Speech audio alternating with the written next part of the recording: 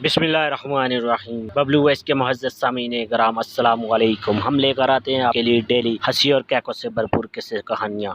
شروع کرتے ہیں آج کا قصہ، لیکن اس سے پہلے آپ دوستوں سے گزارش ہے ہمارے چینل کو سبسکرائب کر کے ساتھ موجود گھنٹی کے بٹن کو لازمی دبائیں، اس طرح ہماری نیو ویڈیو کی اپڈیٹ آپ کو ملتی رہے گی۔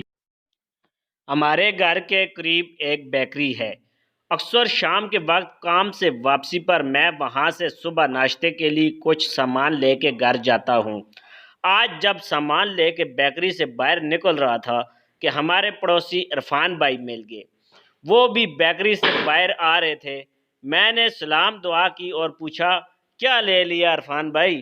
کہنے لگے، کچھ نہیں حنیف بھائی، وہ چکن پیٹیز تھیں اور جلیبیاں تھیں، بیگم اور بچوں کے لیے۔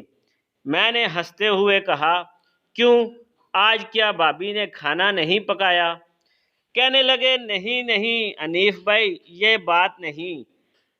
دراصل آج دفتر میں شام کے وقت کچھ بھوک لگی تھی تو ساتھیوں نے چکن پیٹیز اور جلیبیاں منگوائیں۔ میں نے وہاں کھائے تھے اور سوچا بیچاری گھر میں جو بیٹھی ہے وہ کہاں کھانے جائے گی، اس کے لیے بھی لے لوں۔ یہ تو مناسب نہ ہوا نہ کہ میں خود تو آفس میں جس چیز کا دل چاہے وہ کھا لوں اور بیوی بچوں سے کہوں کہ وہ جو گھر میں پکے صرف وہی کھائیں۔ میں حیرت سے ان کا منہ تکنے لگا، کیونکہ میں نے آج تک اس انداز سے نہ سوچا تھا۔ میں نے کہا، اس میں حرج ہی کیا ہے عرفان بھائی، آپ اگر دفتر میں کچھ کھاتے ہیں تو بھائی بھابھی اور بچوں کو گھر میں جس چیز کا دل ہوگا کھاتے ہوں گے۔ وہ کہنے لگے، نہیں حنیف بھائی، وہ بیچاری تو اتنی سی چیز بھی ہوتی ہے میرے لیے الگ رکھتی ہے، یہاں تک کہ اڑوس پڑوس سے بھی اگر کسی کے گھر سے کوئی چیز آتی ہے تو اس میں سے پہلے میرا حصہ رکھتی ہے، بعد میں بچوں کو دیتی ہے۔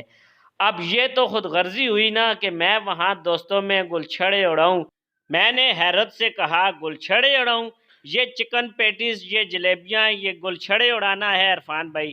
اتنی معمولی سی چیز۔ وہ کہنے لگے، کچھ بھی ہے حنیف بھائی، مجھے تو ڈر لگتا ہے کہ آخرت میں کہیں میری اس بات پر پکڑ نہ ہو کہ کسی کی بہن بیٹی بیاہ کے لائے تھے، خود دوستوں میں مزے کر رہے تھے اور وہ بیچاری گھر میں بیٹھی دال کھا رہی تھی۔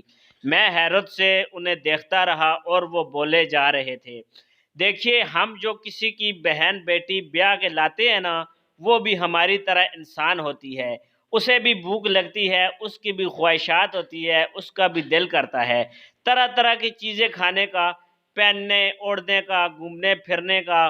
اسے گھر میں پرندوں کی طرح بند کر دینا اور 2 وقت کی روٹی دے کے اترانا کہ بڑا تیر مارا، یہ انسانیت نہیں، یہ خود غرضی ہے۔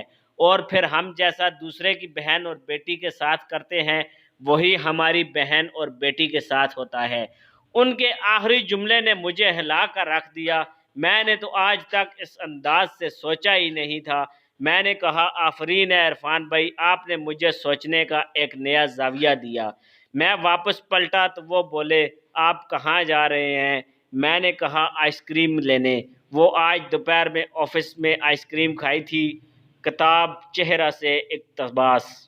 امید کرتا ہوں آپ کو آج کی سٹوری پسند آئی ہوگی۔ ایسے مزیدار قصے کہانیاں حاصل کرنے کے لیے ہمارے چینل کو سبسکرائب کر دیں۔ Thanks for watching. اللہ حافظ۔